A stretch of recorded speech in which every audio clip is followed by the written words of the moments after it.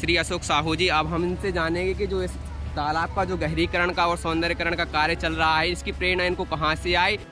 सरपंच साहब, बहुत बहुत स्वागत है आपका हमारे चैनल पर। जी नमस्कार। आप बताइए, कैसे विचार आया आपको इस तालाब के सौंदर्यकरण का?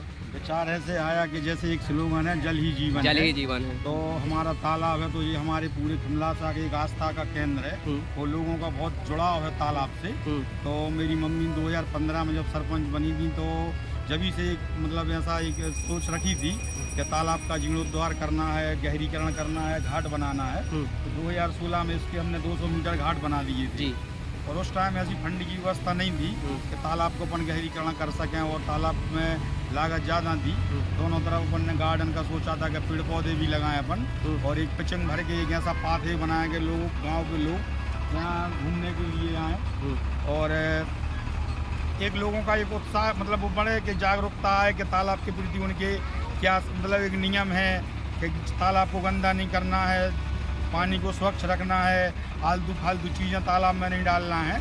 और इस बार मध्य प्रदेश शासन सरकार का मैं आभारी हूँ कि सरकार ने एक मिशन चलाया, जल गंगा संवर्धन। तो उससे मुझे प्रेरणा मिली, और मेरा प्लान पहले से था कि इस साल अपने लिए तालाब खोदना है। तो नवंबर माह से मैंने तालाब को खाली करना शुरू कर दिया था। उसका जो पानी था तो मैंने किसानों को उठवा दिया था, और इसका फिर मैं मालूम था पहले से कि इसमें एक सिल्ट है जो कम से कम 2.5 फुट मोटी सिल्ट है, जो शुद्ध जैविक खाद है। तो पहले से प्लान था, लोगों से बोल के रखा था, और मिट्टी का परीक्षण भी हमने लैब में करवाया था कि ये कैसा है, तो किसानों के लिए फ़ायदेमंद है।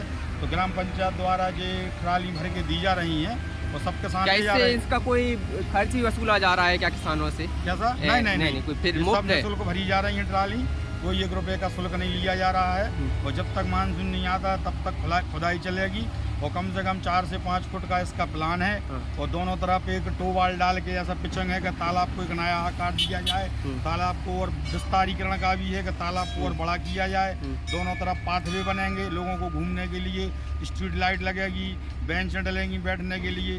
तो एक ऐसा आकर्षण का केंद्र रहेगा, एक फव्वारा लगेगा, म्यूजिक फाउंटेन की व्यवस्था मतलब सोच रखी है। और दोनों तरफ एक विसर्जन कुंड बनाए जा रहे हैं कि लोगों की एक ऐसा रहेगा, आस्था भी वो न रहे कि आस्था में कहीं खिलवाड़ा ना हो उसके साथ के कोई विसर्जन सामग्री होती है तो तालाब में न डाल के वो विसर्जन कुंड में डालेंगे। तो विसर्जन कुंड की सफाई पंचायत द्वारा करा दी जाएगी। तो इससे तालाब भी गंदा नहीं होगा, और एक आस्था भी लोगों की बनी रहेगी।